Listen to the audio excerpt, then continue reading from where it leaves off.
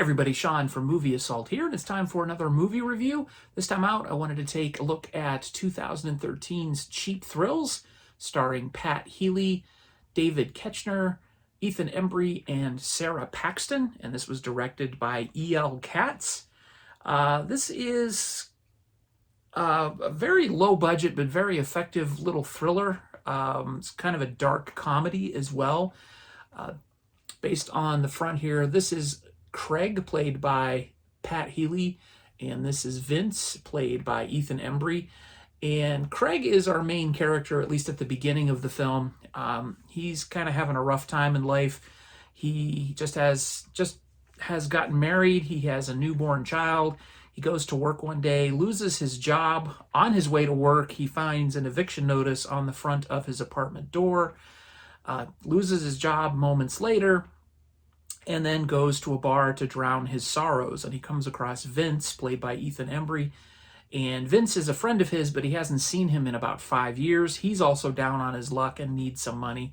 And lo and behold, just by chance, they run into this couple played by David Koechner and Sarah Paxton. Their names are Colin and Violet. And it's Violet's birthday. And the couple are rich, totally loaded. And they start coming up with these little dares for Vince and Craig to do. For an example, one of the first ones they do is, can you get a waitress to slap you in the face? And that'll pay $300 if you're successful. And things sort of ramp up.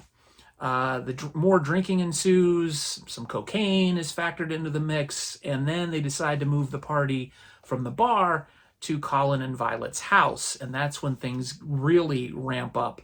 The drugs get more prevalent, the drinking gets heavier, the dares get scarier and more crazy, and the amount of money on the line actually gets to be a little insane as well. And of course, we've got Vince and Craig both needing money very badly, so they're in a position where they will do anything to get the money. And that's really what's at the heart of Cheap Thrills, is what would you do for money when you need it and when you're desperate for it. And it might sound like an odd concept for a movie, and it might not sound like it's very entertaining, but it is, and it's a really well-made movie. The performances all around are great. It is not an easy movie to watch. It does have some, I don't want to say overly gory parts, because that's really not what happens, but it's sort of stomach churning, I will say. Some people have labeled this a horror movie, and I wouldn't say it's that. It's more like a more visceral reality TV, because essentially, what is reality TV but getting desperate people who need money to do stupid things on camera? And here, the stupid things aren't on camera for an audience. They're on camera for us, for the audience, but they're really for the entertainment of Colin and Violet. Really, really well-made movie. I'm surprised it bombed at the box office. I don't think this is the type of movie that's real easy to sell to a mainstream audience, but it didn't make much money, even though it wasn't made for a lot of money.